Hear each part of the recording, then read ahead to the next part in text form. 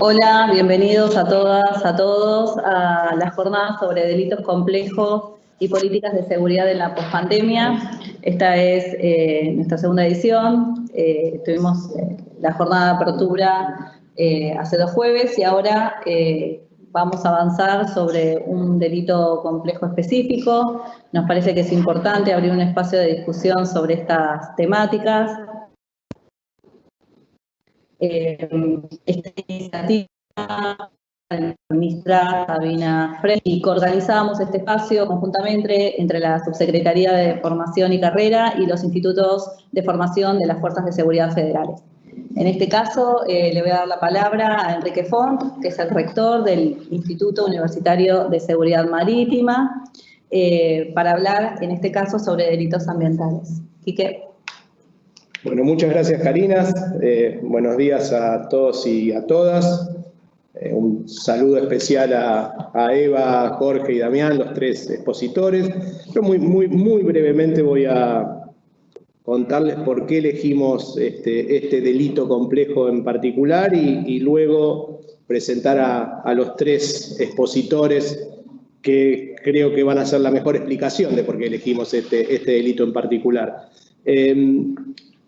Es un delito complejo que tiene poca visibilidad, digo poca visibilidad en lo que son las discusiones de política criminal, y digamos que una creciente visibilidad sí teórica en la academia, de la cual va a dar cuenta Damián, y una preocupación fuerte de organizaciones de la sociedad civil preocupadas por la protección del medio ambiente. Tiene como delito complejo características muy particulares y muy interesantes, que es la idea que abordemos con los 2 panelistas y la panelista que nos acompañan, porque es un delito complejo que involucra sin duda a lo que en la criminología llamamos los delitos de los poderosos. Son delitos o daños producidos por estados, en muchos casos, por grandes corporaciones, vinculados a una lógica de maximización de lucro en distintas áreas, que tienen además una capacidad muy fuerte en lo que la criminología también llamamos los procesos de definición. Hay una capacidad fuerte de estos actores poderosos de modificar o hacer incidencia para que las regulaciones que podrían proteger al medio ambiente en un sentido amplio resulten debilitadas o cuando están no se apliquen. Y además tiene un desafío muy grande a la hora de utilizar las herramientas del derecho penal para investigarlos y eventualmente sancionarlos, algunas que comparten con lo que son en general delitos de los poderosos. Ya sabemos que la utilización del derecho penal contra crímenes de los poderosos es siempre una pregunta abierta y un desafío, pero en este caso además, y creo que eso va a dar cuenta Eva Parcio, nuestra tercera panelista, difíciles de probar y de acreditar, difíciles de sancionar y con actores que justamente marcábamos. No se trata de simplemente individuos, sino de corporaciones, a veces de crímenes transnacionales que tienen participación del Estado, y de ahí los desafíos. Y por último, también lo elegimos como Instituto Universitario de la Prefectura Naval Argentina, porque dentro de las competencias de la Prefectura Naval Argentina, este es un tema significativo, donde la Prefectura juega un rol muy valioso en esto, que tampoco es necesariamente muy conocido a la hora de preguntarse qué es lo que la Prefectura hace en estos temas. Entonces nos parecía interesante instalarlo. Sin más, paso a presentar a nuestros 3 panelistas. Va a exponer en primer lugar Damián Saich, que va a hablar sobre control y prevención de los delitos y los daños ambientales desde una mirada de la criminología verde. Damián es sociólogo de la UBA, expatriado hacia los Países Bajos hace ya muchos años. Desde el 2009, Damián es profesor en el Instituto Willem Penal y Criminología de la Universidad de Utrecht. Obtuvo su doctorado en el 2001, un doctorado cum laude en la Universidad de Ámsterdam, haciendo una investigación etnográfica sobre los colombianos involucrados en el tráfico de la economía de la cocaína en los Países Bajos. Por esa investigación obtuvo un premio, el premio Wilhelm Nagel, en el 2003. Desde entonces realiza investigaciones cualitativas sobre tráfico de drogas en el puerto de Róterdam, mercados de drogas sintéticas en Ámsterdam, hooliganismo virtual y demanda de mujeres para tráfico. En los últimos 15 años se ha concentrado en crimen organizado, tráfico y política de drogas en Países Bajos y en América Latina, y más recientemente en crímenes estatales y corporativos contra el medio ambiente, focalizando en la industria de la carne, la explotación de los recursos naturales y la financiación de represas hidroeléctricas. Trae un tema muy interesante para quienes estamos en la criminología, en las discusiones de la criminología verde. El atrevimiento, yo sé que nuestros colegas van a coincidir, son los criminólogos más destacados diría, de nuestra generación, para cortar en términos de edad, dejar que otras edades también tengan criminólogos destacados, pero yo no puedo dejar de decirlo, aunque Damián haga caras de para qué dije esto.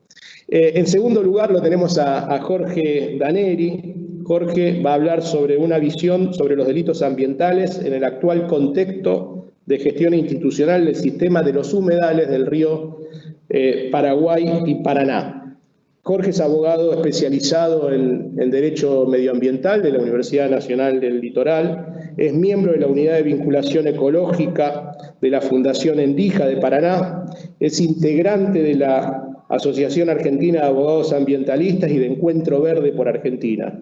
Fue miembro de la coordinación de la coalición Ríos Verdes, 1998-2005, y es coordinador de la Alianza de Sistemas de Humedales de Paraguay y Paraná, 2008-2017. Agrego algo, es un reconocido militante ambientalista y un experto en la situación de la cuestión del humedal del Paraná, que hoy está muy presente en las discusiones por el desastre ecológico que está sucediendo en esa zona por los incendios.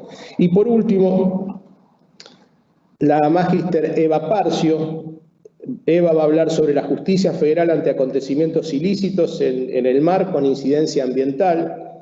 Es jueza federal del Juzgado Federal de jueza del Juzgado Federal de Comodoro Rivadavia de múltiple competencia desde el año 2001 a la fecha, abogada de la Universidad Nacional de La Plata y magíster en Ciencias Penales de la Universidad Católica Argentina. Preside desde el 2011 la seccional Patagonia Centro y Sur de la Asociación de Magistrados y Funcionarios de la Justicia Nacional e intervino en diversas causas de ilícitos cometidos en el mar con incidencia ambiental, con la participación de la Prefectura Naval Argentina en la investigación, y este aporte de la doctora Parcio nos interesaba en términos de los desafíos que se enfrentan a nivel judicial a la hora de investigar, probar y sancionar delitos ambientales, y la doctora Parcio ha tenido un desempeño muy significativo en estos temas. Así que bueno, sin más, agradecerles nuevamente a la expositora su presentación, y le damos lugar a Damián para que comience. Bueno, buenos días a todos y todas. Muchas gracias por la invitación al Ministerio y en particular a Quique Font, con quien nos conocemos hace años. Voy a cargar la presentación. El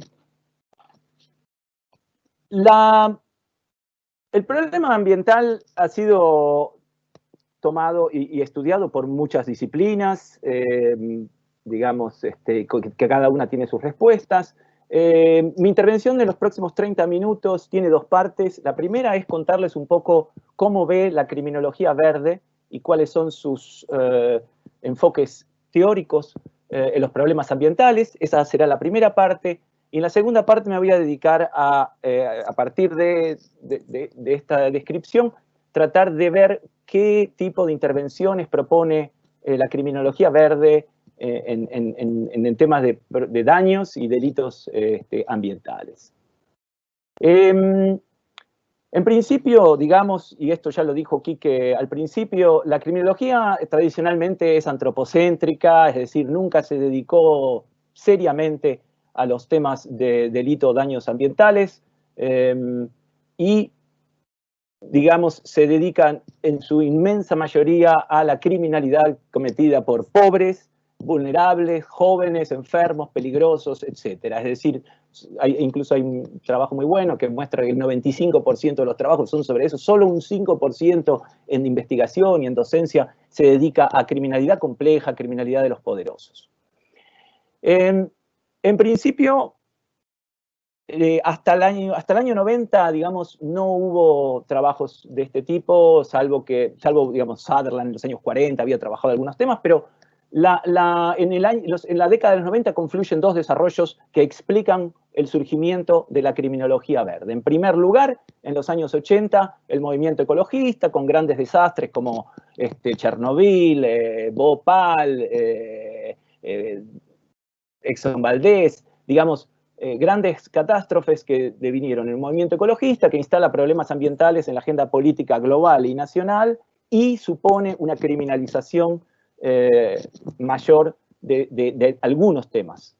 Eso por un lado, es decir, por un lado el movimiento ecologista de los 80 y por el otro los desarrollos teóricos de lo que también Quique recién mencionó, la criminología crítica, que en los años 70-80 empieza a poner el foco en la criminalidad de los poderosos. Es decir, ese es uno de los desarrollos.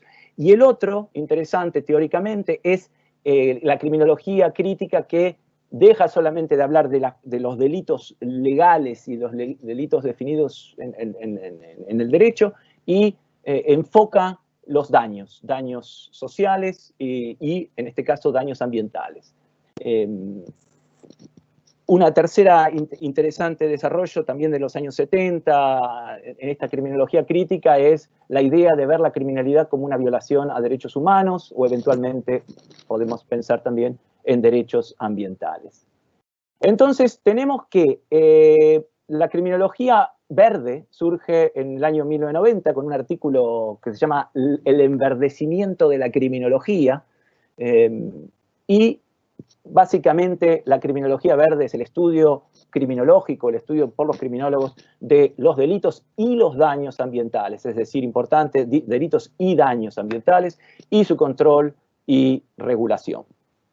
Es decir, los criminólogos verdes se preguntan quiénes son los que producen estos daños, cómo los producen, por qué los producen, quiénes son las víctimas, qué tipo de víctimas hay, cuál es el daño, cuáles son y deberían ser las respuestas desde el derecho, en forma de regulación, o cuál podría ser el rol de las fuerzas de seguridad en estos temas.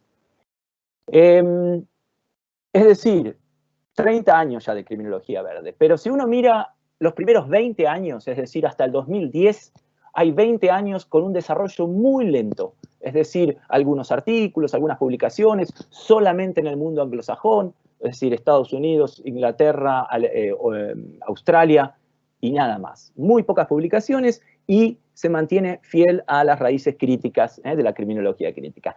Ahora, en el 2010, y es decir, en los últimos 10 años, hay una explosión.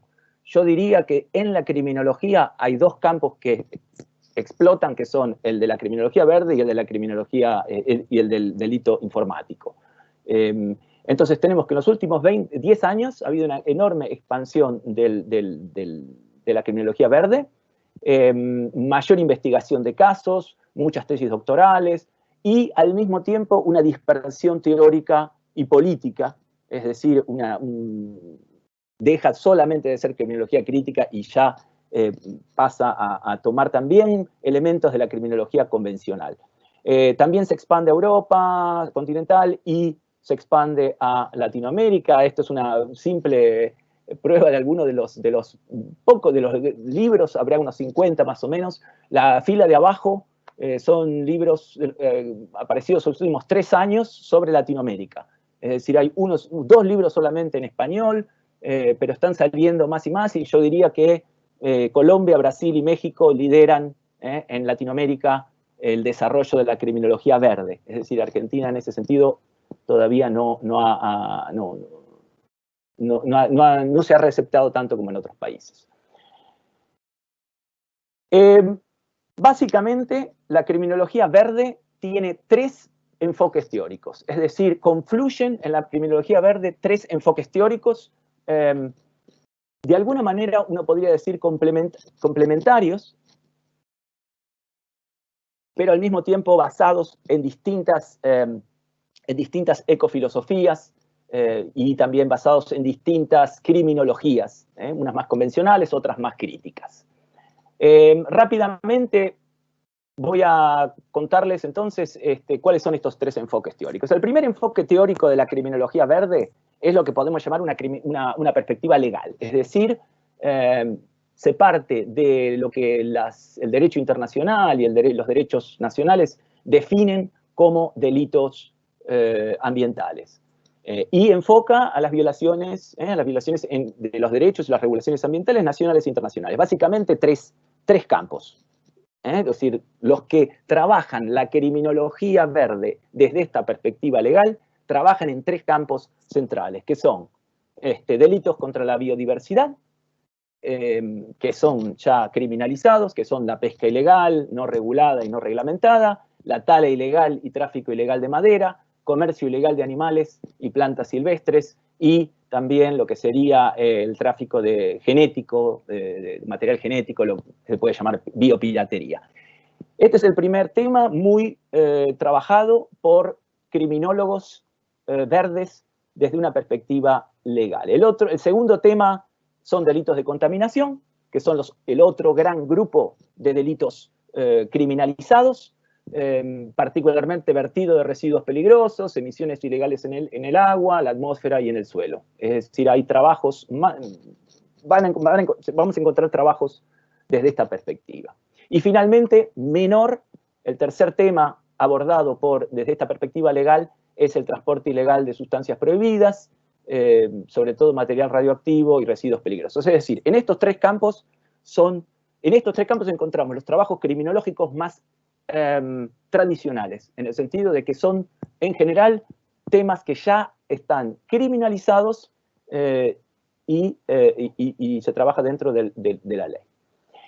El segundo enfoque teórico que desarrolla la criminología verde parte de otra perspectiva, parte de una perspectiva, lo que podría ser una perspectiva ecocéntrica, la perspectiva del daño ambiental, es decir, prácticas sociales, ya sean legales o ilegales, todas dañinas, que amenazan la salud y la sustentabilidad del ecosistema. Es decir, se parte aquí ya no de lo que el derecho dice, sino lo que las Naciones Unidas considera como los tres centrales problemas de daño ambiental, que son el cambio climático, la pérdida de biodiversidad y los residuos y contaminación.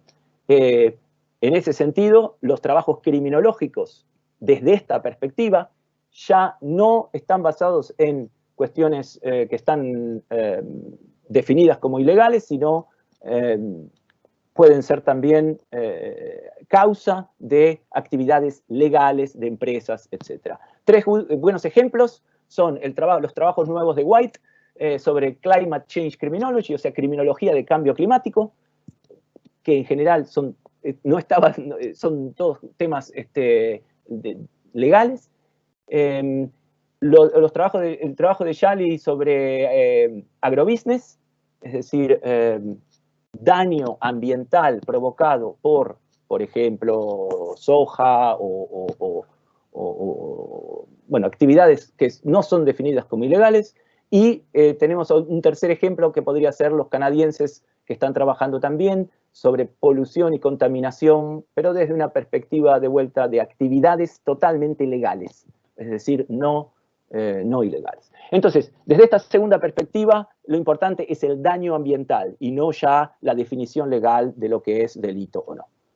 Y finalmente, el tercer enfoque teórico de la criminología verde es lo que podemos llamar una perspectiva de justicia ambiental. Es decir, la apropiación, el comercio, la explotación y el consumo del medio ambiente y de los recursos naturales por los más poderosos, como explicaba Quique al principio en la presentación, no solo genera daños, sino que también genera injusticia y violación de derechos. Entonces, este tercer enfoque teórico parte de la idea de la justicia ambiental, es decir, y a partir de que hay injusticia hay unos derechos que se están violando. Derechos de varios tipos, que se están violando.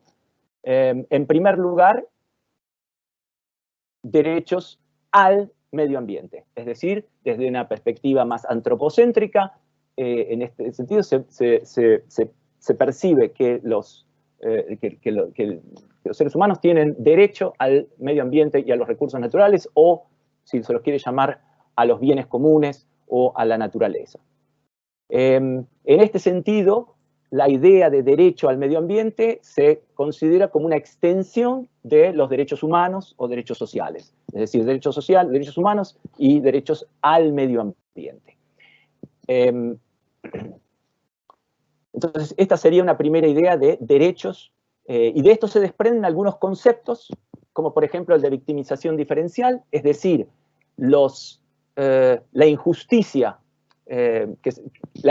ambiental genera víctimas, pero no todos son víctimas de la misma manera, es decir, no todos tienen la misma chance de ser víctimas de daño ambiental. Existe lo que la literatura considera un racismo ambiental, es decir, determinados pueblos, determinados grupos humanos tienen muchísima más chance de ser víctimas del daño ambiental que otros. Otro concepto que se desprende en esta idea de justicia ambiental es la idea de la responsabilidad intergeneracional, es decir, los derechos y los derechos no solo son para esta generación, sino para las próximas generaciones. Lo que nosotros ahora hagamos repercute en lo que va a pasar en 2 o 3 generaciones. Entonces, tenemos una responsabilidad intergeneracional sobre eso. Y otro concepto que se desprende de esta primera idea de tener derechos al medio ambiente es la idea de la seguridad ambiental, es decir, las personas tienen derecho a tener una seguridad ambiental en el sentido de un medio donde desarrollarse. El segundo derecho que esta perspectiva de justicia ambiental propone es el derecho no al medio ambiente, sino el derecho del medio ambiente. Es decir, desde posiciones más, ya sea de otras cosmovisiones o desde una perspectiva más ecocéntrica, se considera que, por ejemplo, la madre tierra o la biosfera o los bosques nativos o los animales tienen derechos, tienen derechos. Es decir, los humanos en ese sentido son vistos como un componente de un ecosistema complejo que hay que defender en sí. No se defiende ya al ser humano, sino que se defienden los derechos de por sí de determinadas partes de este ecosistema. Lo interesante de esta visión es que los seres humanos son los únicos, o la única especie capaz de violar estos derechos de la naturaleza, por lo tanto, son los únicos responsables de defenderlos. Es decir, el concepto que se desprende de aquí es el concepto de ciudadanía ecológica. Los humanos tenemos la responsabilidad de defender los derechos de la naturaleza. En ese sentido, estas corrientes teóricas lleva más bien al conservacionismo, es decir, los grupos ecológicos o políticos que proponen la conservación del medio ambiente de por sí. Y finalmente, la tercera idea de derechos es más relacionada con los derechos de los animales no humanos, es decir, sobre todo de los animales de las especies más avanzadas, de no sufrir malos tratos, de no sufrir dolor, de no sufrir actos de crueldad. Todo esto ya está incorporándose en las legislaciones, en los proyectos de ley, en el caso de la Argentina también, es decir, la idea de que los animales tienen derechos y que nosotros de alguna manera discriminamos a los animales, de la misma forma que hacemos racismo o sexismo, existe este concepto de especismo, la discriminación de otras especies de animales.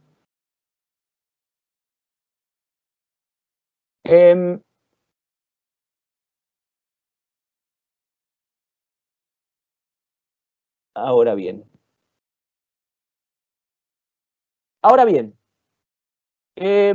hasta aquí los enfoques teóricos de la criminología verde, es decir, un enfoque legal, un enfoque de daño ambiental y un enfoque de justicia ambiental. Estos tres enfoques, de alguna manera, en muchas situaciones, digamos, no comparten las mismas puntos de partida y proponen, de alguna manera, un una batería de intervenciones diferentes. Mi argumento hoy es que podemos encontrar 4 niveles de intervención o 4 enfoques de intervención desde la criminología verde de lo que hacer al respecto del daño ambiental. Mi argumento es que estos 4 niveles de intervención no son necesariamente excluyentes, sino que de alguna manera necesitamos, para defender el ecosistema, para defender a los seres humanos y al ecosistema, necesitamos de estos 4 enfoques y que las intervenciones deben de alguna manera tratar de desarrollarse en estos 4 niveles. Y entonces quisiera rápidamente ir y mostrar cuáles son las propuestas de intervención en estos 4 niveles. En primer lugar, tenemos este enfoque, lo que podríamos llamar el enfoque sociolegal. El enfoque sociolegal básicamente hace énfasis en el uso y la mejora del derecho penal y de su aplicación para afrontar los problemas del medio ambiente. En ese sentido, este enfoque solo se acota a daños que ya están criminalizados, como la pesca o como por ejemplo los derrames, o que de alguna manera se quiere criminalizar en el futuro. Como decía Quique al principio, es una minoría la cantidad de daños que están criminalizados. La inmensa mayoría de los daños no están todavía criminalizados, por lo tanto, un enfoque sociolegal que solo utiliza el derecho penal y sus instituciones del sistema penal está acotada a estos delitos. Y hay una discusión enorme dentro de la criminología verde sobre la efectividad de los castigos en el ámbito de los delitos ambientales, es decir, son castigos que muchas veces no tienen ni certeza, ni severidad, ni celeridad, ni uniformidad. Esto probablemente la doctora Eva va a contar un poco más sobre su experiencia en castigar, daños ambientales. En general, lo que se proponen los criminólogos verdes a este nivel es reformas legislativas, es decir, tanto del derecho penal como de incluso las constituciones o del derecho penal internacional, para incorporar y criminalizar más los delitos, los daños ambientales. Por ejemplo, incluso llegando este sería como el extremo, la posibilidad de reconocer el ecocidio, es decir, la destrucción de la biodiversidad, como el quinto delito contra la paz, y de crear un tribunal ambiental internacional, o de crear también tribunales ambientales nacionales. También proponen los criminólogos verdes en esta línea de trabajo mayor cooperación multiagencial, nacional, regional e internacional. Si uno compara Interpol, por ejemplo, 10 años atrás y hoy, está claro que hay muchísima más cooperación en estos temas, en los trabajos en los temas que mencionamos antes. Y también los criminólogos verdes piden en esta línea de trabajo más recursos.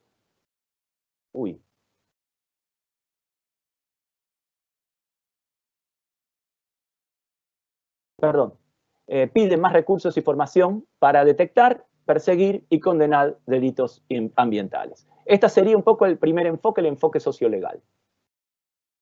De vuelta, este es un enfoque solamente sobre los delitos ambientales. El segundo enfoque que propone la criminología verde, o algunas corrientes de la criminología verde, es un enfoque preventivo, un enfoque de prevención. Y en ese sentido, se utilizan ideas que ya existían de la criminología tradicional, incluso de teorías criminológicas muy tradicionales, como por ejemplo lo que sería la prevención situacional del delito, y los aplican a determinados temas ambientales, para reducir oportunidades, para reducir motivación y para aumentar el control. Estos 3 elementos, digamos, aplicados a los delitos ambientales. Hay trabajos hechos, sobre la pesca ilegal y sobre tráfico ilegal de animales y plantas silvestres. En estos 2 campos hay una aplicación de la prevención situacional, sobre todo, por ejemplo, en África, sobre el rinoceronte o lugares de pesca en ríos. La idea es que las fuerzas de seguridad pueden desarrollar trabajos de prevención situacional, hacer que el daño no se genere. Por ejemplo, en parques nacionales, en fronteras, puertos, aeropuertos, ríos y lagunas, interceder en mercados de internet, donde se venden, por ejemplo, animales, plantas, o, por ejemplo, intervenir en comercios que venden animales, etcétera, etcétera. Este tipo son, de vuelta, intervenciones antes de que se generen los delitos. Ahora bien, ¿cuál es el problema de este enfoque? En general, hasta hoy, lo que se ha hecho en otros países es, en general, involucra a individuos o a crimen organizado, no tanto o no nada a empresas, o sea, al trabajo de empresas. Entonces, para que este enfoque preventivo pueda ser más efectivo, mi idea es que la prevención tiene que extenderse a daños también no criminalizados y extender a acciones de empresas. O sea, estas dos cosas son necesarias y no solamente mantenerse en prevenir pequeños delitos ambientales. Mayor cooperación de fuerzas de seguridad con otros actores y lo que también proponen los criminólogos verdes en esta línea de trabajo es no solo prevención situacional, sino también prevención social.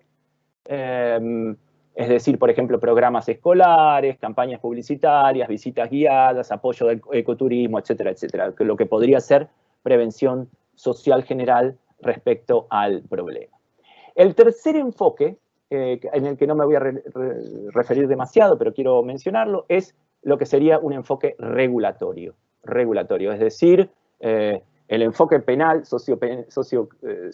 legal, entra después de que se produce el daño, en el caso de la prevención anterior que se produce el daño, y en este caso el enfoque regulatorio propone introducir mecanismos regulatorios mientras se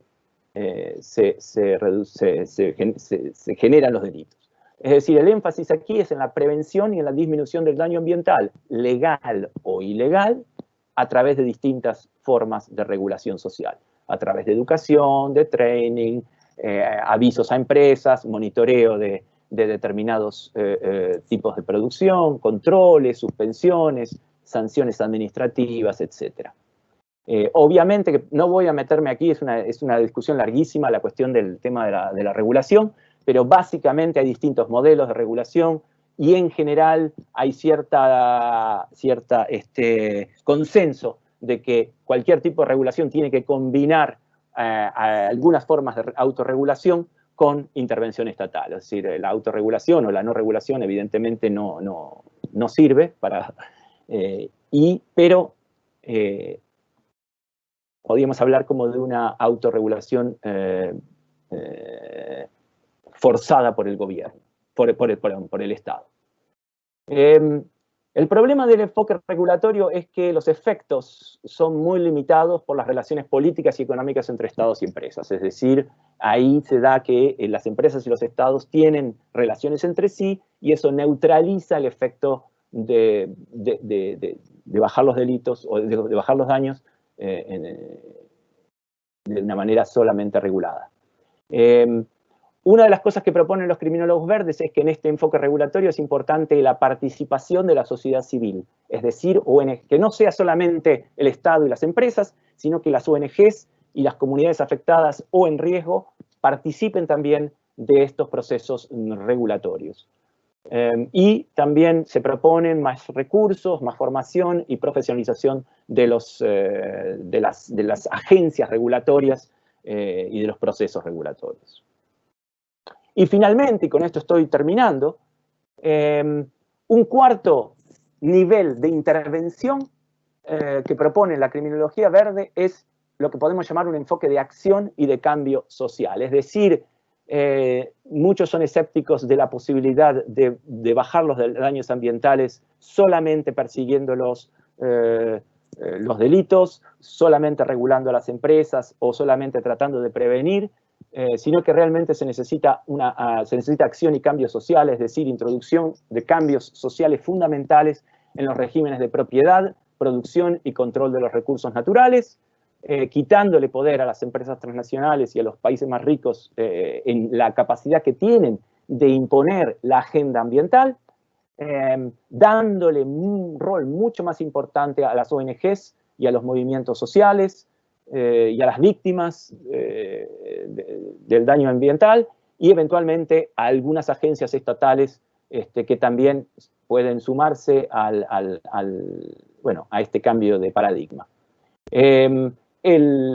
Dentro de este tipo de intervenciones se propone una democracia participativa y deliberativa alrededor de los problemas ambientales locales y globales, es decir, esto es un tema que la gente que vive tiene que poder tener una voz y un voto en lo que pasa, y los tipos de actuaciones son a través de lobby, movilización social, campañas, el tema de naming and shaming, que es una de las cosas que se ha estudiado muy bien, que tiene a veces mucho más efecto un escrache que una multa, por ejemplo, y más investigación y más acción política. Finalmente, con esto quiero terminar. En principio, en este sentido, la criminología verde no solo se erige como una corriente académica, sino también como un campo de conocimiento que se tiene que articular y que se articula con el movimiento ambientalista. Y con esto termino. Muchas gracias.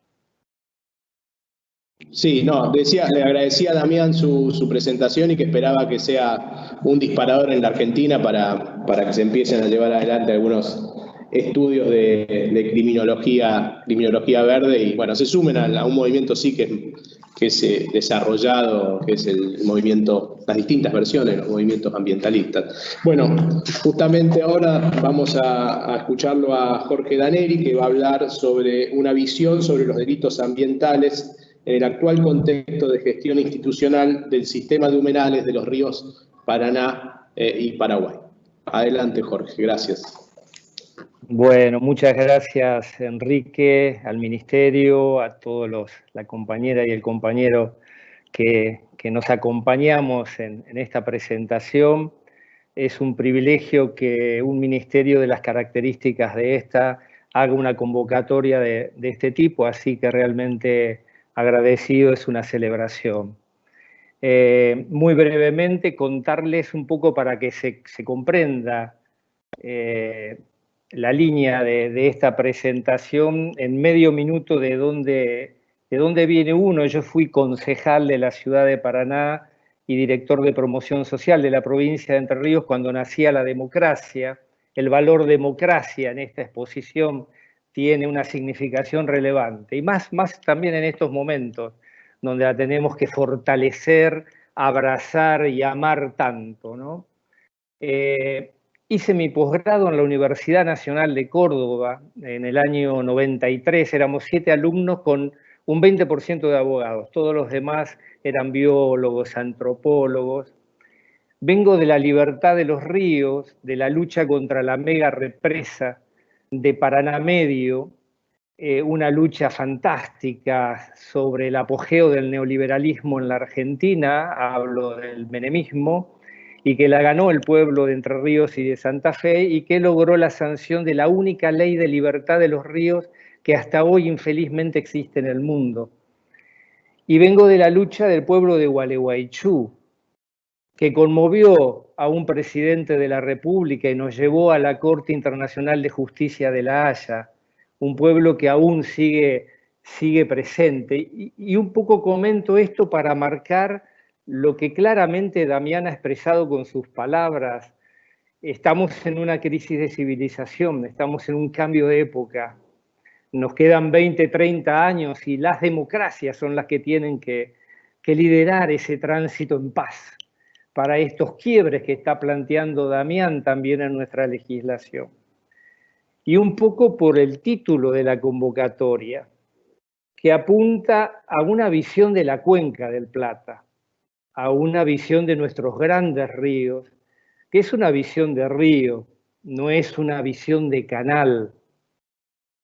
Es una visión que viene quizás desde un romanticismo de los poetas del río Paraná y de los cantores, pero también de los pecadores, de los pueblos indígenas, de esa diversidad biológica y fantástica que el río expresa. Y digo esto porque se da en la realidad hoy, desde los territorios y desde la política concreta, con hechos concretos, esta como disputa canal versus río, canal versus grandes megabarcos, quiere decir corporaciones, versus ríos con sus pueblos y su diversidad biológica y cultural. Y marco esto para señalar la relevancia de la visión de Cuenca. Estamos hablando de la segunda cuenca más importante de Sudamérica y que tenemos el privilegio todavía de compartirla, de vivirla. Pero aterrizando en la legislación que expresa esta visión de Cuenca, que ya no es una cuestión de los ecologistas, que ya no es una cuestión de algunos académicos, sino que está en la legislación argentina, en una hermosa legislación argentina. Los principios rectores de la política hídrica nacional, un acuerdo federal año 2003, 4 artículos que no voy a expresar, pero que los dejo marcados, el 17, el 22, el 27 y el 28. No tienen desperdicio. La ley de presupuestos mínimos de régimen de aguas, la 25688, que convoca a los gobiernos a conformar los comités de cuenca, que ya tenemos 13, 14 en la Argentina, pero no tenemos del río más importante. Es un dato para destacar. La Ley de Presupuestos Mínimos de Protección Ambiental, artículo 2, 4, pero fundamentalmente el artículo de evaluación de impacto ambiental. Por esto que decía Damián, si no somos un país serio para desarrollar los procesos de estudios de impacto ambiental y sus evaluaciones independientes, no vamos a poder prevenir sobre todo los megaproyectos, las supuestas megas inversiones y las grandes decisiones nacionales que no toman en cuenta estos procesos con la seriedad y el tiempo que se merecen. La Convención Ramsar, una herramienta de protección de los humedales de importancia internacional para quien no la conozca con esta denominación. Entonces nosotros decimos que hay que conformar un comité de cuenca en el río Paraná, Paraguay. Y hay 3 fallos relevantes de la Corte Suprema de Justicia de la Nación. El fallo Mendoza, Cuenca del Matanza-Riachuelo. El fallo La Pampa contra Mendoza por el río Atuel. Y uno de los últimos fallos, Majul, que habla de indubio pro naturaleza y de indubio pro agua. Estos son los puentes que tenemos que atar con el derecho penal tradicional y con los delitos ambientales. Es un fallo que no tiene más de un año y que preserva los humedales de la cuenca sur del Paraná, Uruguay, concretamente del Gualeguaychú. Hoy el Estado argentino quiere conformar una sociedad del Estado denominada Hidrovía Paraná-Paraguay. Hidrovía Paraná-Paraguay. No se conforma un comité de cuenca. Se insiste con un concepto absolutamente mega exportador, extractivista y concentrador en las grandes corporaciones del agronegocio, viendo de una manera parcial, lineal, sesgada del siglo XX o del siglo XIX lo que tendríamos que estar viendo, como dice la legislación y la máxima autoridad judicial del país.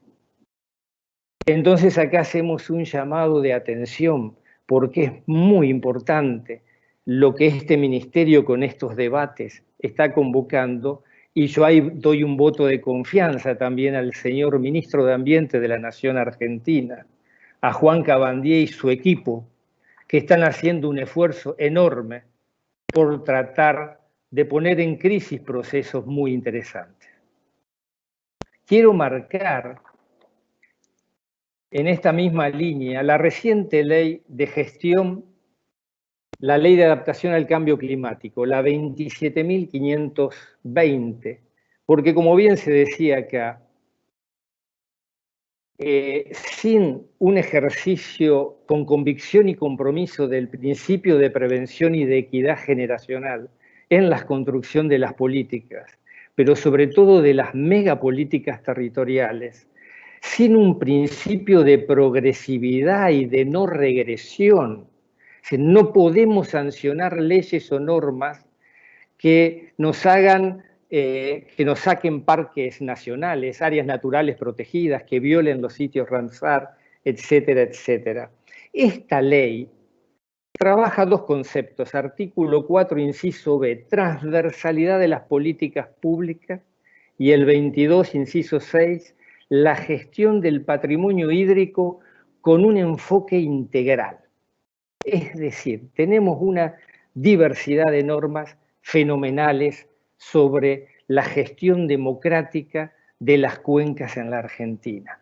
Pero además tenemos resoluciones fundamentales que debemos traer a la mesa de los órganos de control de la República Argentina, que la verdad no han servido para nada y son fantásticas, porque realmente son piezas de la investigación jurídica fantásticas. Una tiene 22 años, del Defensor del Pueblo de la Nación Argentina, Mayorano en aquel momento, que convocaba a hacer una evaluación ambiental estratégica en la Cuenca del Plata. Hace 22 años, evaluación ambiental estratégica. Esto no se hizo para analizar todos los proyectos que había en la cuenca. Tenemos una auditoría de la CIGEM durísima sobre lo que ha sido el proceso de la hidrovía. Estoy hablando de hidrovía Paraná-Paraguay, perdón. Estoy siempre hablando de hidrovía Paraná-Paraguay. En el caso del Defensor del Pueblo, en el caso de la CIGEM, de la Administración, de la Auditoría General de la Nación, también inapelable dictamen sobre todo lo que ha sido la gestión de hidrovía, y de la Oficina Anticorrupción, también una investigación muy, muy seria. ¿Qué se descubre en la mayoría de esas investigaciones? Que una de las mayores concesiones del río Paraná nunca tuvo órgano de control. Fue de las concesiones subsidiadas más relevantes y corruptas de la historia argentina. No hay una sola sanción penal. El 60%, 70% de los puertos no estaban habilitados, según algunas de estas auditorías. Y yo quiero marcar dos conceptos. Un trabajo de la coalición Ríos Vivos sobre quiénes son los dueños del río. Así se llama, los dueños del río, año 2005. Si lo traemos al día de hoy, son los dueños del río. Y como acá bien ha dicho Damián, las grandes corporaciones del agronegocio hoy son los dueños del río. Y lo decía Eduardo Galeano cuando expresaba este concepto de las venas abiertas. Si nosotros no democratizamos el proceso hidrovía Paraná-Paraguay conformando un comité de cuenca, las venas abiertas de América Latina seguirán drenando hacia un extractivismo realmente destructor y que cotidianamente genera delitos ambientales. Yo iba a leer, pero el tiempo no alcanza, un párrafo de la Fundación Azara de Claudio Bertonati, que de alguna manera describe lo que ha dicho Damián. Pero en definitiva, tráfico de fauna y flora, incendios en áreas naturales protegidas, violación de la Convención Ramsar, contaminación de buques o contaminación de empresas, violación de la ley de residuos peligrosos, se va a profundizar si no logramos preventiva y precautoriamente y con un respeto profundo al principio de equidad intergeneracional, conformar un comité de cuenca que democratice la gestión y el ordenamiento territorial de nuestra cuenca y de nuestro sistema de humedales. Y esto es relevante porque yo quiero poner un ejemplo duro. Quizás alguno de ustedes sabe lo que pasó el año pasado, pocos meses antes que saliera Macri del poder. Comisión Administradora del Río Uruguay, la CARU. Para hablar de Comité de Cuenca, nos vamos al segundo río más importante. Teníamos niveles, límites de mayor contaminación. Un informe de sus técnicos dicen que se habían pasado enormemente en todos los indicadores. ¿Qué hizo la CARU con el acuerdo de la República Oriental del Uruguay? Fue muy fácil. Sacó una norma que se adaptó a los niveles de contaminación por lo que se les ocurra, pero una escala de no vergüenza, bilateral y binacional, increíble. Es decir, el nivel de violación del principio de no regresión realmente es escandaloso. Y ahí hay que fortalecer el subgrupo 6 del Mercosur de manera urgente. Hay 2 o 3 proyectos importantes para la reforma del Código Penal y la incorporación de títulos, del título de delitos ambientales. Uno que se promovió en la gestión anterior, que tiene aspectos interesantes, otros de Pino Solana, yo simplemente lo cito, donde colaboró el colega Enrique Viale. Creo que es muy importante fortalecer la unidad fiscal para la investigación de los delitos de medio ambiente dentro del Ministerio Público, donde sucede todo lo que Damián ha descrito. Falta de presupuesto, falta de personal. Y algo muy, muy importante, creo yo, que es una buena noticia destacar una nueva resolución del Ministerio de Ambiente de hace unos días, la 306-2020, que crea la Brigada de Control Ambiental en el Ministerio de Ambiente, con un ejercicio del poder de policía ambiental muy interrelacionado con las provincias, con los municipios, pero sobre todo con el Ministerio Público. Y creo que esto es relevante porque además, según interpreto, yo me enteré hace 2 días de esta norma, cada vez que se interpongan acciones de amparo ambiental o acciones de inconstitucionalidad, automáticamente se va a tener que comunicar a esta unidad fiscal y al Ministerio Público. Y todo el entramado de esta resolución es muy, muy interesante. Quiero ir redondeando con otra preocupación que tiene que ver con esto de las corporaciones y de los imperialismos y de la democracia, que es la alianza estratégica con China y la Cuenca del Plata. Repito, la alianza estratégica con China. China ha pasado a ser el máximo exportador de granos de la Argentina. Se quedó con 2 empresas y hoy ha conformado COFCO, que exporta por año más de 14 millones de toneladas de granos. Se viene a querer quedar con todas las flotas de barcazas, con la pesca en agua dulce, si sabrá su señoría aquí, con la construcción de represas hidroeléctricas. Muy poca gente sabe que hay un proyecto de 6 represas en la cuenca del Paraná, en Argentina, construida por nuestras propias universidades. Es el único sistema de humedales en el mundo, de 4.000 kilómetros norte-sur aún libre de represas hidroeléctricas. Por lo tanto, es uno de los únicos sistemas de humedales vivo. No la pueden construir en Entre Ríos. Esto lo digo con cierto orgullo militante porque el pueblo de Entre Ríos liberó sus ríos. Y lo dice el informe final de las 2 universidades. Quiero marcar el hecho de la relevancia y el protagonismo que se merece el Ministerio de Ambiente de la Nación en cuanto a la urgencia.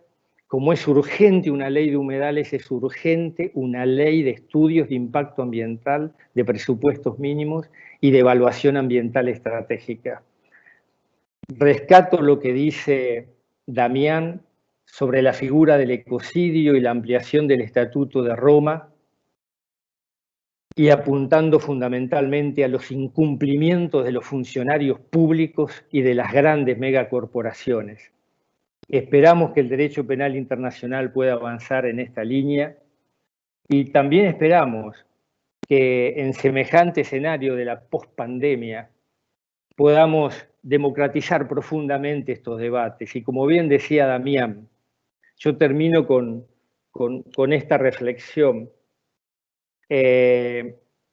Discutir una reforma judicial como los argentinos nos merecemos, discutir una ley de protección de los humedales como los argentinos nos merecemos, y sobre todo sus pueblos en el interior de la provincia, discutir una ley de evaluación ambiental estratégica merece tiempo, merece el encuentro, merece, como decía Raúl Alfonsín, encontrar comunes denominadores para efectividades conducentes.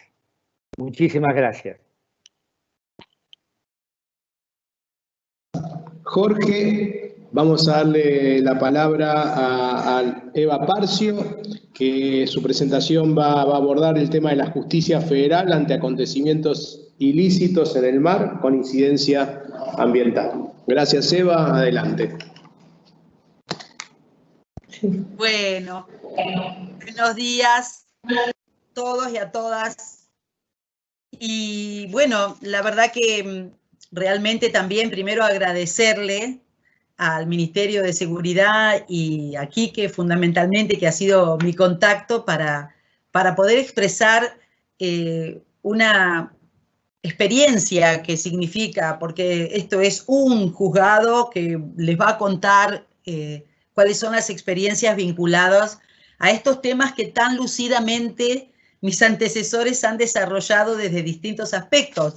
Por eso es que yo creo que lo más enriquecedor va a ser contarles un poco de este panorama nacional e internacional y nacional localizado especialmente a lo que ha manifestado Jorge, ocurre cuando todo eso de lo que todos, y por lo menos en lo personal, adhiero y comulgo exactamente con todo esto que ustedes han tan lúcidamente desarrollado, pero de todo eso, ¿qué es lo que llega a la realidad de quienes tenemos que defender estos intereses nacionales y transnacionales? A ver, esencialmente la justicia federal tutela los intereses que tengan que ver con intereses de la nación.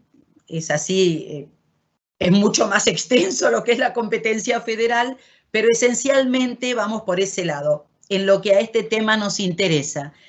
Y les voy a contar experiencias interesantes que han ocurrido en mi juzgado, pero que a poco de verlas vemos que son muy pocas a nivel nacional las actividades judiciales tendientes a establecer responsables en el marco también, estoy muy crítica, del escueto ámbito penal que tenemos para tutelar los derechos ambientales, más allá de el proyecto que hay para reformar el Código Penal e introducir un capítulo específicamente respecto de estos temas.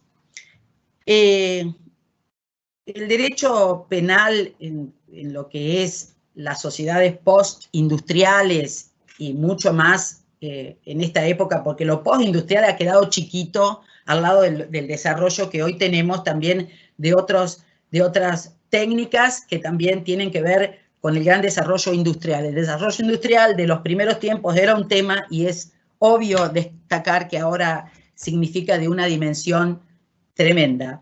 Pero estamos obligados, tenemos un rol fundamental en cumplir la protección del medio ambiente que se exige. Por eso es que me orienté a darles una mirada respecto sobre aquellos ilícitos que llegan a la justicia federal, y no solo por mi juzgado, porque ustedes le cuento que ustedes saben que el Juzgado Federal de Comodoro Rivadavia tiene una gran extensión territorial tenemos media provincia de Chubut y vamos desde la frontera con Chile hasta las 200 millas en el mar.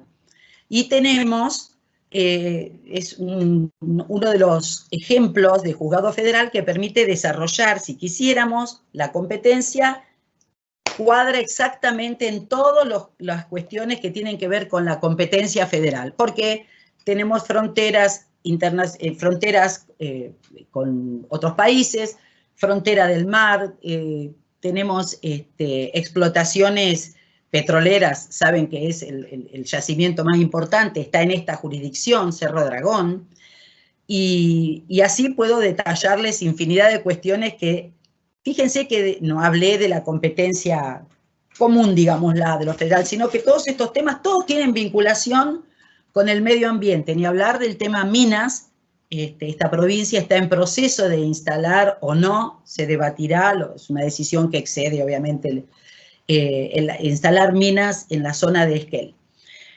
Con esto quiero significarle que a lo mejor van a ver que tengo un sentido crítico de la función que el poder al que pertenezco ejerce en tutelar este tipo de cuestiones que para mí son esenciales.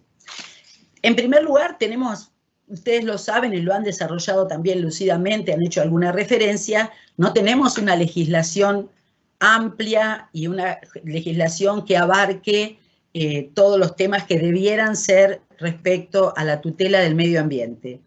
Pero sí tenemos un montón de otras herramientas, y cuando les pase a contar algunas experiencias del juzgado, vamos a poder ver que tomándolas permiten ir más allá de la simple mirada de que se está cometiendo un delito, pero no se puede encontrar a sus responsables, que de eso en definitiva se trata, para generar, como yo digo, todos sabemos que la prevención es la actuación previa al delito.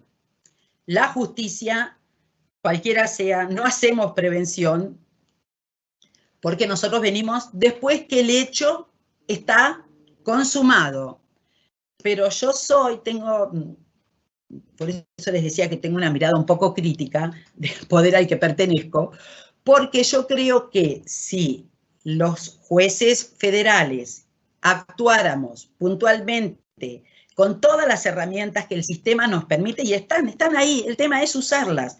Si bien no tenemos muchas normas específicas, pero sí tenemos todas estas otras para poder actuar, yo creo que es una suerte de prevención a futuro. Si nosotros actuamos fuertemente cuando se produce un hecho en la investigación y la persecución de los responsables, eso genera un valor agregado a lo que hoy conocemos como la prevención normal o común o la que todos conocen. Y con esto les voy a decir que también tomo de mis lucidos expositores que me antecedieron esta cuestión de que nosotros históricamente, ya sabemos, nos ocupamos, y en mi criterio a veces es nuestra obligación hacerlo. Yo tengo una función constitucional de investigar y llevar a juicio a todos los hechos ilícitos que se produzcan y que lleguen a mi conocimiento a través del Ministerio Público Fiscal o de una denuncia. Pero la mayoría de los hechos de los que nos ocupamos, es cierto, como ustedes dijeron, son crímenes de pobres. Son muy pocos los crímenes de poderosos que llegan al ámbito de la justicia federal, ni hablar específicamente, muy poco, y van a ver ustedes los casos que yo les voy a contar en mis 19 años, ya son bastantes, que ejerzo mi cargo, al cual, como ya anticipó Quique, accedí por concurso. Tengo, no sé, un íntimo privilegio de ser el primer juez por concurso del país. Pero en 19 años han sido muy pocos los hechos que hemos tenido en este sentido. También tenemos grandes cuestiones que ver y analizar de darnos cuenta y que esas causas tampoco hemos tenido mucho de lo que es el extractivismo, lo que genera el extractivismo y todas las conductas asociadas que eso trae, ¿no es cierto? Y también tomo, antes de ir puntualmente a lo que les voy a comentar, lo que señalaba Jorge de las venas que drenan, ¿no? Pensando en los cauces de los ríos. Bueno, yo tengo en eso, felizmente, aquí frente a mi casa, una vena enorme, internacional, que es el mar, y que también drena, y drena con recursos caros al Estado, caros en el sentido que de regularse adecuadamente y de perseguir adecuadamente a quienes se llevan lo que es nuestro, que es el producto de la pesca, todos lo sabemos eso. Por eso creo que todo lo que ustedes señalaron, obviamente destaco la trascendencia y les agradezco porque me han sobreilustrado sobre cuestiones que uno siempre cree que tiene conocimiento de muchas cosas, pero yo le agradezco a Dios que todavía tengo la humildad de darme cuenta cuántas cosas me faltan por saber para poder aún más cumplir acabadamente con la función que tengo. Así que también mi agradecimiento para ustedes. Y paso ahora a contarles en esto que les decía y en esto que por eso titulé los acontecimientos ilícitos en el mar con incidencia ambiental, que a veces no son un delito propiamente de los que llamamos ambientales, pero que traen las mismas consecuencias. Pero voy a empezar con un hecho que fue de extrema trascendencia y creo que alguno a lo mejor lo recordará por haberlo visto en los medios de prensa, aunque como ocurre con estos delitos, siempre están un poquito, un ratito nada más, porque no son de tanta trascendencia, no es que yo lo diga, ¿no? A los medios como para que estén y de ese modo se concientice a la sociedad que, de las cosas que se la está privando, ¿no? Y fue el famoso episodio del buque Ilía, el 26 de diciembre del 2007, con la copa de champán o del agua o de lo que sea, y el pedazo de pan dulce nos vienen a contar, llega a mí la noticia de que hubo un derrame de petróleo, que la verdad que la imagen era dantesca, porque cómo se ha visto ese derrame en la costa de aquí, de una localidad pegadita, muy cerca, 4 o 5 kilómetros de Comodoro Rivadavia, una zona de una población de pescadores artesanales, pero que esos pescadores artesanales también son los que nutren de esos elementos de los pulpos especialmente, y de otro tipo de pescados que tienen controles por la municipalidad, pero que son minis empresas ellos mismos, ¿no? Son pescadores artesanales que tienen su sustentabilidad económica a través de eso. Y también es un lugar donde salen barcazas a pescar. ¿Qué ocurrió en ese día? En un pedazo de la costa de 1,5 millas más o menos, llegaban literal olas de hidrocarburos. No digo petróleo porque eran hidrocarburos mezclados con agua y con otras cuestiones que después las analizamos y sabíamos qué era lo que había ahí. Olas, no es una exageración, así llegaban, y como aquí ustedes saben que las mareas por el sur, donde estamos, son muy amplias, entonces en la marea alta habían llegado el agua hasta 1,70 metros y en algunos lugares hasta 2 metros, y las marcas de las olas de hidrocarburos habían dejado marcas en las restingas que hay en ese lugar, en los peñascos, para que quienes no conocen el lugar entiendan de qué estamos hablando. Son zonas donde llega el mar, la arena, y hay paredones enormes donde golpea. Bueno, realmente la experiencia, cuando yo llegué a ese lugar rápidamente, cuando me llamaron y lo vimos porque también generó más daño porque se produjo en horas de la madrugada y la gente cuando se empezó a levantar en Caleta, Córdoba, empezó a ver ese espectáculo dantesco. Aves empetroladas, hay pequeños pingüinos empetrolados.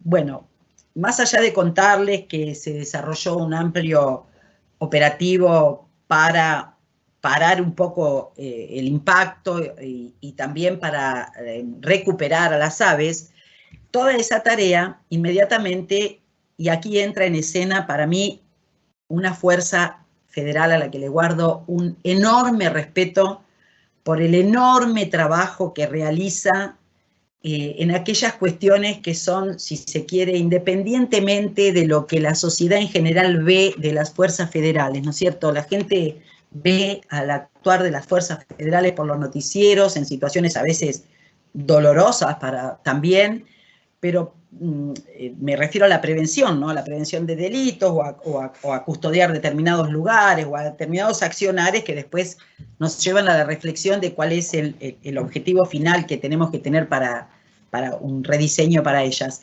Pero en este aspecto quiero destacar enormemente el trabajo profesional, técnico, que tiene Prefectura respecto a la prevención de este tipo de eventos dañosos.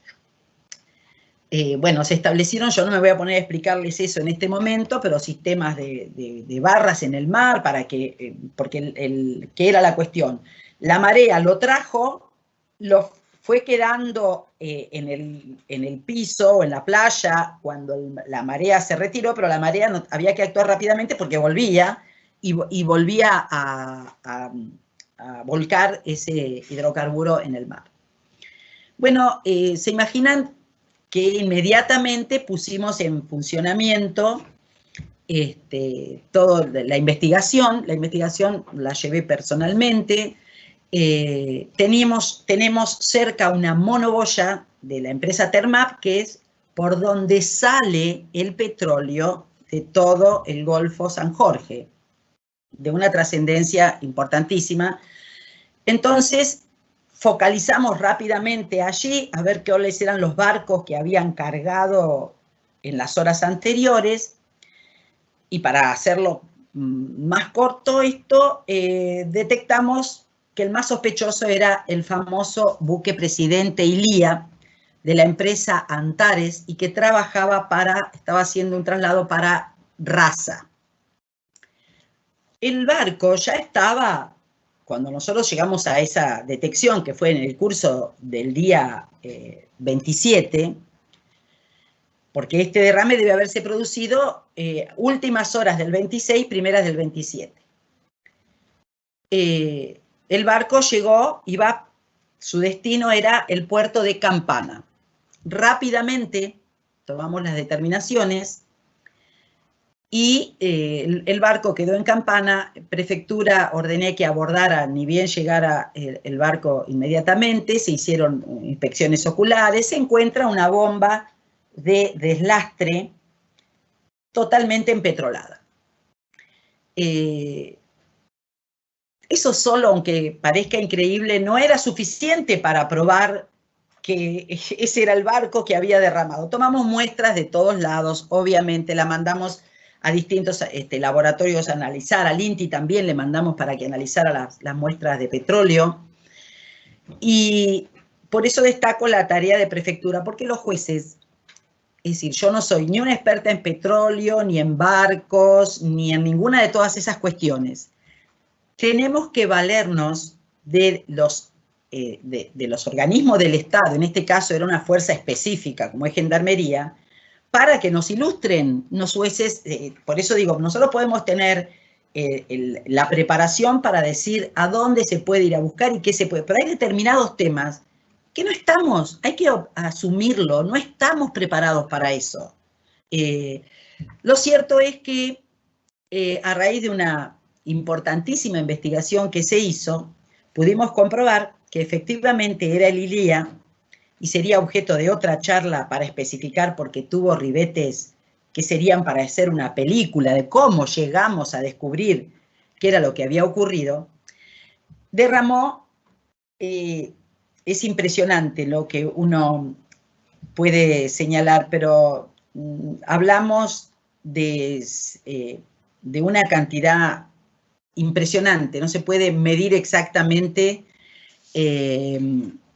pero el tema era que el barco tenía una construcción que ya estaba para pasarlo a desguace, y era que tienen los tanques de petróleo y las cintas o las cañerías de deslastre. No me voy a extender mucho en esto. Les voy a contar que el deslastre es cuando los barcos están cargados de petróleo, descargan agua, y cuando están vacíos de petróleo, cargan agua. Eso es el lastre de un barco. Pero las cañerías del deslastre para tirar el agua pasan por adentro, eso ya no está permitido, obviamente, ¿no? Por adentro de los tanques de petróleo. Hubo un desperfecto y en vez de tirar deslastre agua, tiró petróleo. Una cosa impensada. Ese barco ya no debía estar navegando, le habían dado un permiso extra por 4 o 5 años más, no importa. Lo cierto que logramos en un año, para pasar a otro tema, dicté el procesamiento de toda la tripulación con responsabilidad, es decir, el capitán y los oficiales, porque esto es quienes son los que van teniendo responsabilidades cuando si el capitán no está o lo relevan, y quien estuviera de guardia, y una serie de cuestiones. Y además, logramos determinar por un rápido accionar de haber hecho un allanamiento en la empresa y tomar una de las de las PC que estaban activas en ese momento, que a las 7:30 de la mañana el capitán ya le había enviado fotos al gerente de los agujeros, perdonen los que están escuchando de prefectura si no uso términos técnicos, por donde sale el deslastre con manchas de petróleo. Eso hizo definitivamente que en el mes al año exactamente, dicté el procesamiento de toda la tripulación con responsabilidad, es decir, los oficiales y el capitán, más el gerente de la empresa Antares, ¿por qué? Porque lo considerábamos que, habiendo tenido conocimiento, no dio aviso de inmediato, porque esta es otra de las cuestiones. Delitos de poderosos. Puede ocurrir, esto es el momento donde pasa de ser de un accidente a un grave delito, porque te podrían haber avisado en el mismo momento que tuvieron la sospecha de que esto había ocurrido, y tomar todas las medidas de prevención para que el impacto ambiental sea mucho menor que lo que realmente resultó. Ese procesamiento fue confirmado en gran parte. Para los abogados les cuento que algunos hubo faltas de mérito, pero luego volvimos a procesar. Pero les quiero contar ahora que eso fue, como les dije, en el año 2008, en un año, el Juzgado Federal de Comodoro dictó los procesamientos. ¿Saben cuándo se hizo el juicio oral de esas personas que quedaron procesadas por ese delito, que era obviamente por el artículo 55 de la 24051, el 2 de la 25612 y también por el artículo 200 del Código Penal? ¿Saben cuándo se hizo el juicio oral? Hace un mes. 13 años pasaron. Yo no tengo, lo digo esto con todo el respeto de todos los colegas que hemos intervenido en este proceso, pero bueno, una vez que, y entiéndase, esto tiene que ver con lo que les decía al principio, necesitamos otro tipo de herramientas o de mecanismos para que estas cosas, como tantas otras, se resuelvan con mayor rapidez, porque si no, el efecto, hoy, la verdad que no sé el resultado del juicio oral porque se hizo este mes pasado, pero va en etapas y todavía no tiene resolución. En este momento el tribunal oral está aislado por un caso de coronavirus detectado. Respecto de esta cuestión, imaginen una mancha de petróleo, para concluir de este tema y paso a los otros, de 1,5 millas de largo con 500 metros de ancho. Solo hasta cuesta imaginarlo. Pero esta es la experiencia. Se puede trabajar, se puede investigar en cuestiones en el mar. Reivindico porque ha habido, miren, esto último les cuento, porque me parece bien ilustrativo. Nosotros tuvimos una reunión que se hizo en una sala que tengo de trabajos en mi juzgado, donde vinieron alrededor de 15 personas desde Buenos Aires, de prefectura, con los jefes responsables en ese momento, que vinieron ingenieros navales, jefes de máquina, diseñadores de barcos, porque fue muy difícil demostrar cuál había sido el mecanismo que había generado este derrame. Un poco mi intención es también contribuir con el espíritu que tiene estas maravillosas jornadas de las que me siento tremendamente honrada de que me invitaran a participar, pero como reflexión para todos de que como a veces no es que falten los medios ni que falten las herramientas. Necesitamos una concientización, no solo de la sociedad, sino también de los operadores del sistema, de quienes tenemos la enorme responsabilidad de tutelar los derechos constitucionales y obviamente, no digo ninguna novedad con esto, para mí el derecho al medio ambiente y la tutela y la protección del medio ambiente es una garantía inalienable que toda la sociedad tiene y el hombre en general tiene. Pero a veces los resultados no son los que uno quiere. Y paso ahora a contarles la experiencia que hemos tenido con algo que salió en el tema de mis dos antecesores, que es el tema de buques extranjeros que están en las 201 millas. Todos sabemos que hasta las 200 millas es la responsabilidad y es la jurisdicción de nuestro país en lo que hace a nuestro territorio. Las 201 son aguas internacionales. ¿Cuál es la modalidad? Yo he visto fotos y he sobrevolado esa zona también. En la milla 201 de noche es como si hubiera una ciudad de luces. Es como cuando vamos en el avión y miramos por la ventanilla y vemos los montoncitos. Bueno, esto se ve. Lo he podido comprobar. Más de 200 barcos, 200, 220, 190, pero ese es el promedio que hay navegando frente a nuestro territorio y de todas las nacionalidades. Especialmente buques chinos. ¿Qué vienen a buscar? Tenemos frente en nuestras 200 millas el lugar ideal para la pesca, todos sabemos, del langostino. Como también tenemos frente a Ushuaia para la famosa merluza negra, que es en el único caladero donde sale la merluza negra. Entonces es un bien muy preciado y de un valor incalculable en otros lugares. Pues hasta aquí se vienen a buscarlo. ¿Cuál es la modalidad? Lo que todos saben, están en las 200, pasan a las 196, 90 y pescan y salen, generando una depredación de recursos propios importantísima y también generando daño ambiental. No tenemos que ver en esto solo una cuestión patrimonial de que extraen nuestros recursos. Primero y principal, ellos hacen estas maniobras sin importar si hay época de veda, no veda, todo eso regulado por nuestro país, obviamente.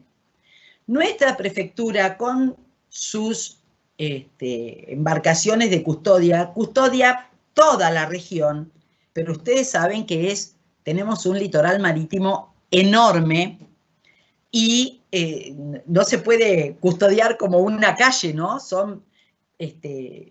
Esto que ocurre no es producto de la falta de controles, sino que ellos utilizan también su sagacidad para saber en qué momento van y vienen. Pero muchas veces, muchísimas, felizmente, Prefectura ha dado con estos buques en el momento en que están dentro de las 200 y se acercan, y hay todo un protocolo internacional de cómo se comunica. Primero se los llama, después se les mandan luces, y después se hacen disparos al aire, y nunca responden absolutamente a nada de esta detención que pretende hacer. Imaginen todo esto en el medio del mar, a veces con tormentas tremendas, y el riesgo también a lo que están.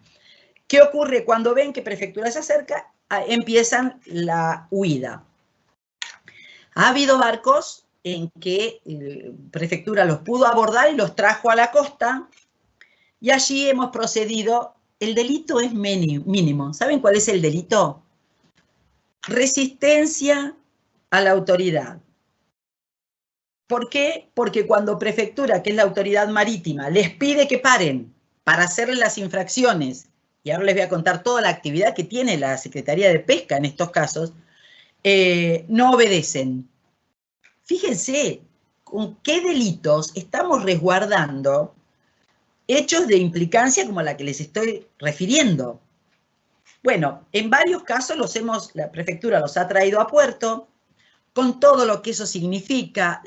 Los hemos indagado y procesado con traductores. Es una situación compleja. La Prefectura tolerando a la tripulación en el puerto, cumple con su pena y allá se van. Eso permite que la Secretaría de Pesca y otros organismos de nuestro país puedan hacerse de las multas que están previstas, que son altísimas, por la captura del recurso.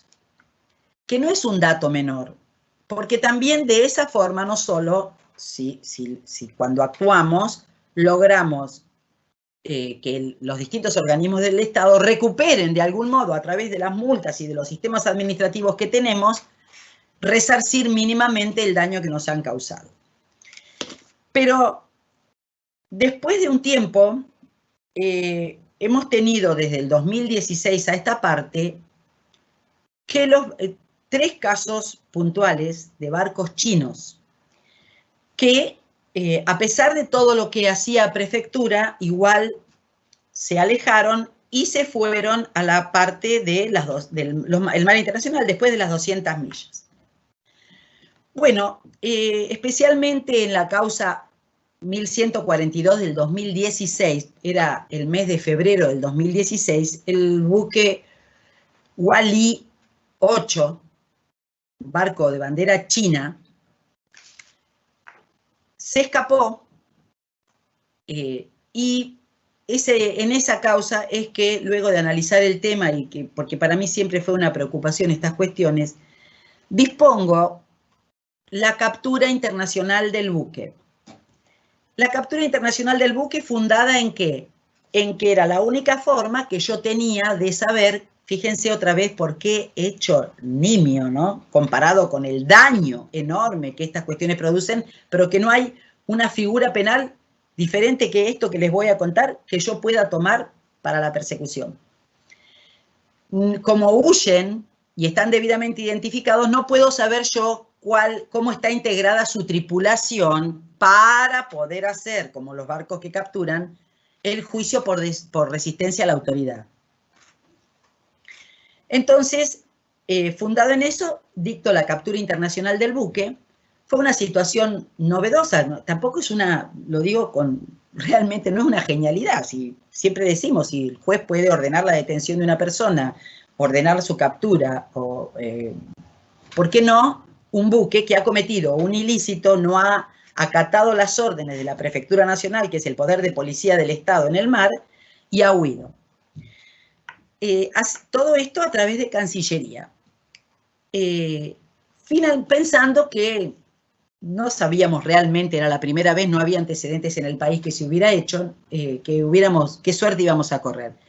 Finalmente, y para una gratísima sorpresa nuestra, el 25 de abril del 2016, es decir, 40 días después de dictada la captura internacional, recibo una comunicación desde el puerto de Belawan por Medan, que es un puerto de Indonesia, donde nos comunicaban que habían dado cumplimiento a la captura internacional que habíamos, no les contesto, por supuesto que la habíamos tramitado a través de Interpol Internacional, y que tenían el barco a disposición del Estado argentino en puerto.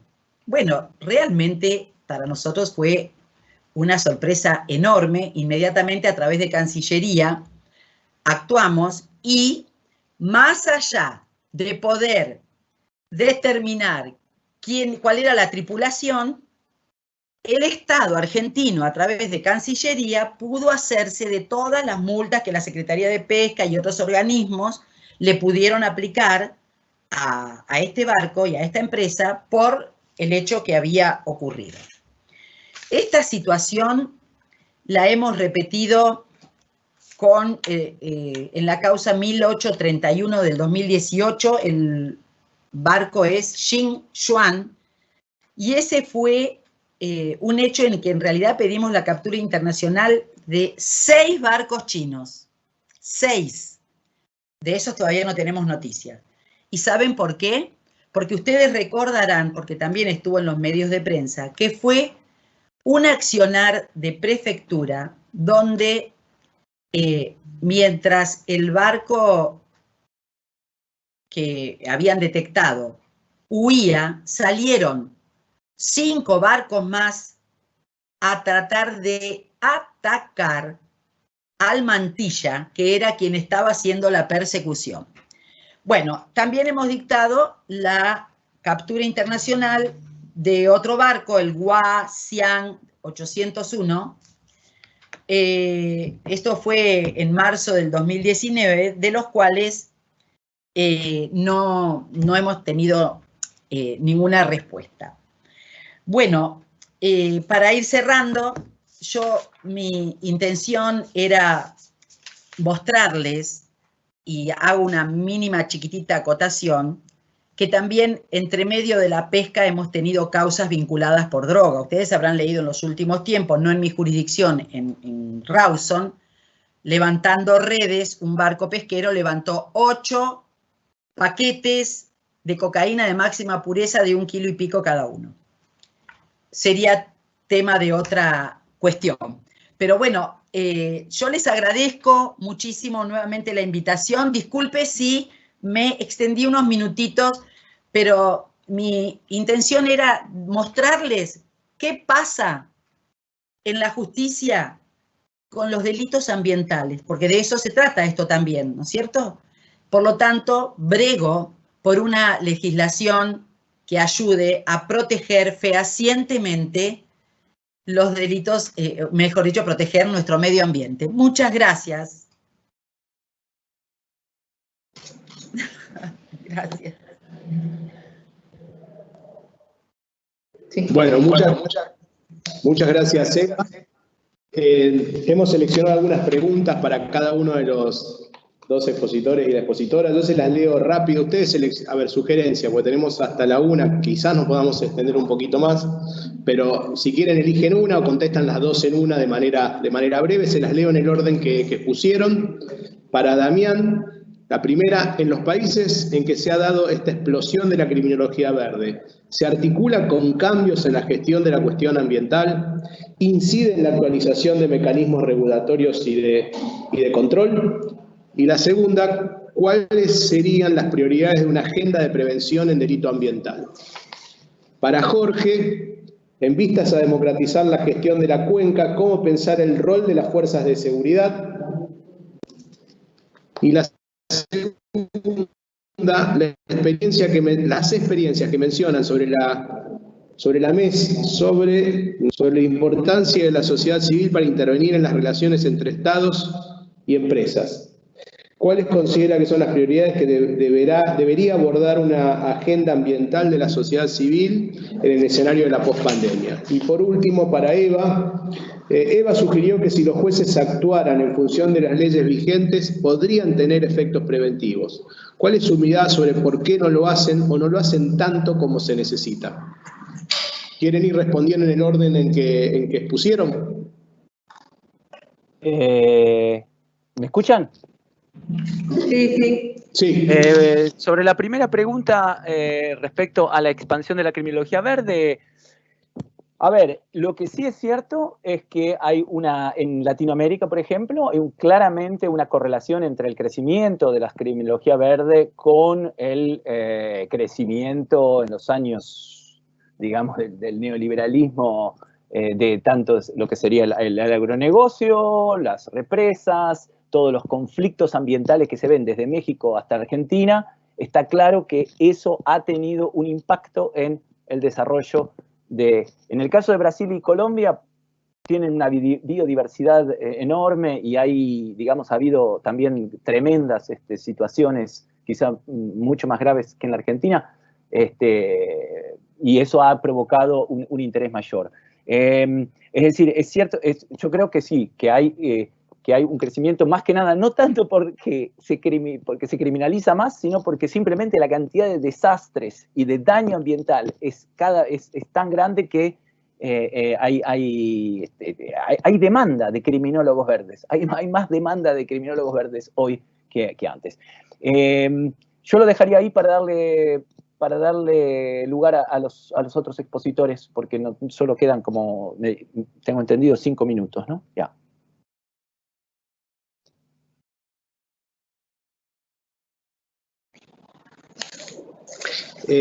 Bueno, Jorge no sabemos si se ha desconectado, digo, no está, le agradecemos de todos modos, a pesar de que no esté, pues lo contactaremos, no sabemos si se le cayó la conexión, pero así que tienen un ratito más cada uno para responder. Esperá, entonces respondo la segunda pregunta sobre prevención.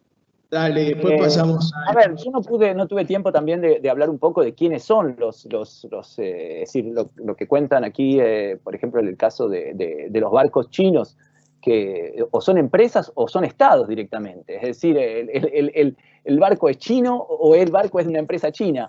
Es decir, la prevención en esos casos es mucho. Yo conté el tema de la prevención social y de la prevención situacional, pero en el caso de la criminalidad de los poderosos, donde estamos hablando de estados o de empresas que aparte operan internacionalmente, es decir, en otras jurisdicciones, el tema de la prevención en el sentido de actuar antes de que estén pescando, de que estén, es sumamente complicada y en pañales en todo el mundo.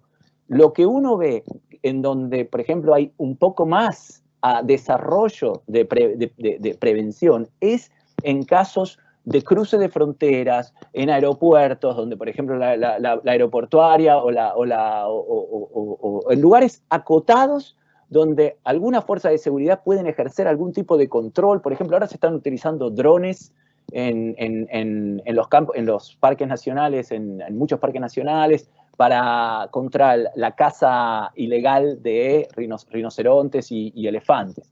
Ese tipo de actividad, hecho por personas, claramente, eso sí es más fácil de prevenir y de aplicar lo que nosotros conocemos de prevención que en el caso de, por ejemplo, una empresa hidroeléctrica que legalmente firma un contrato y desarrolla. Es decir, es muy difícil todavía en pensar en una prevención si el gran daño ambiental todavía está generado por empresas legales que en la legalidad hacen lo que hacen. Entonces, sí, lo de la prevención es si es muy difícil condenar, ¿cuánto más difícil es prevenir? Ahí lo dejo.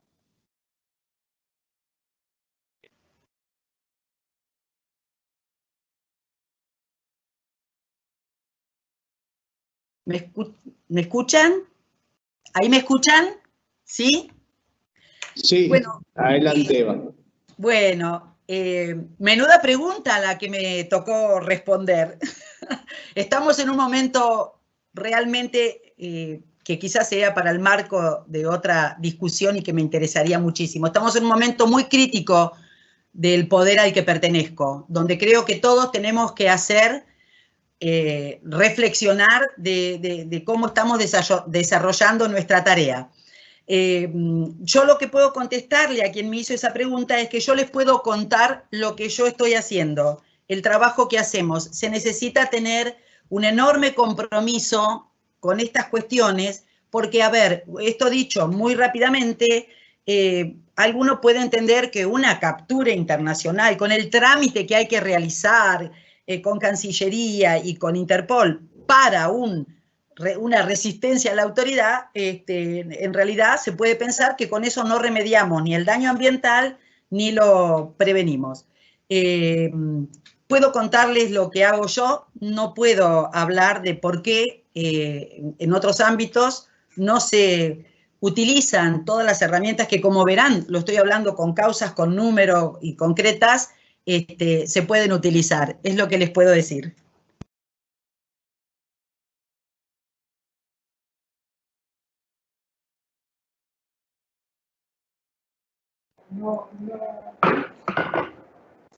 Muchas gracias a todos, expositoras, expositores. La verdad que el encuentro fue más que fructífero. Llevo un montón de cuestiones y de inquietudes para llevar. Volvió Jorge, se reconectó. ¿Le podemos hacer la pregunta? Pido disculpas. Hubo un crack acá y disculpas. Bueno, aprovechamos para hacerte, hicimos a todos los expositores algunas de las preguntas que fueron surgiendo, así que te revisamos una para que puedas también responder. Breve, son dos, para que brevemente puedas responderlas. La primera, en vistas a democratizar la gestión de la cuenca, ¿cómo pensar el rol de las fuerzas de seguridad? Y la segunda, las experiencias que menciona ponen sobre la mesa la importancia de la sociedad civil para intervenir en las relaciones entre estados y empresas. ¿Cuáles considera que son las prioridades que debería abordar una agenda ambiental de la sociedad civil en el escenario de la pospandemia? A ver, en el primer tema no hay un comité de cuenca interesante, conmovedor, con convicción y compromiso si las fuerzas de seguridad no las integran. Es decir, pensar el comité de cuenca de los ríos Paraná-Paraguay sin prefectura, sin policía federal, sin gendarmería, hoy son los que están poniendo el cuerpo, mujeres y hombres, en los incendios del Delta. Entonces, es impensado. En cuanto al segundo tema, yo te pediría, Enrique, me repitas la pregunta muy brevemente y respondo brevemente, porque... Sí, la pregunta es que las experiencias que vos relataste marcan la importancia de la sociedad civil para intervenir en las relaciones entre estados y empresas.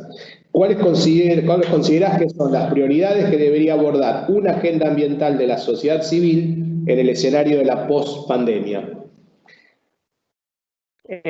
La sociedad civil tiene un rol, lo dice Naomi Klein en Cambio Climático y capitalismo, lo dicen varios autores que expresan que la política no está a la altura de las circunstancias y que son las organizaciones y los movimientos ambientales los que van a producir desde sus juventudes los grandes cambios que la pospandemia y esta crisis de civilización nos convoca.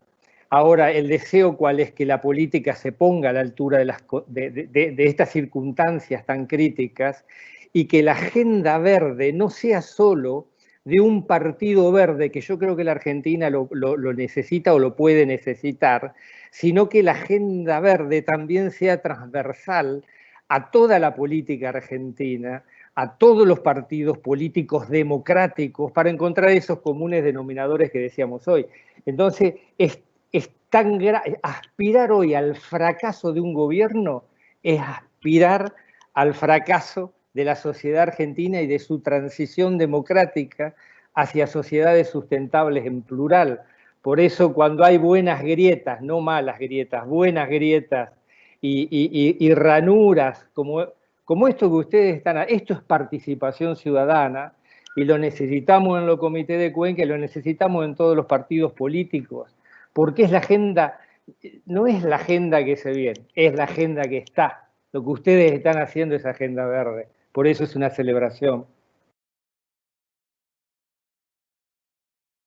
Bueno, ahora sí, los saludamos. Gracias Eva, Jorge, Damián.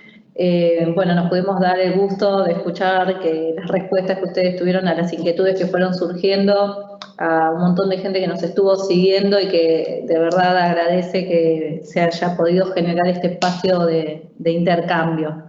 Me queda hacer la propaganda de lo que va a ser el próximo encuentro.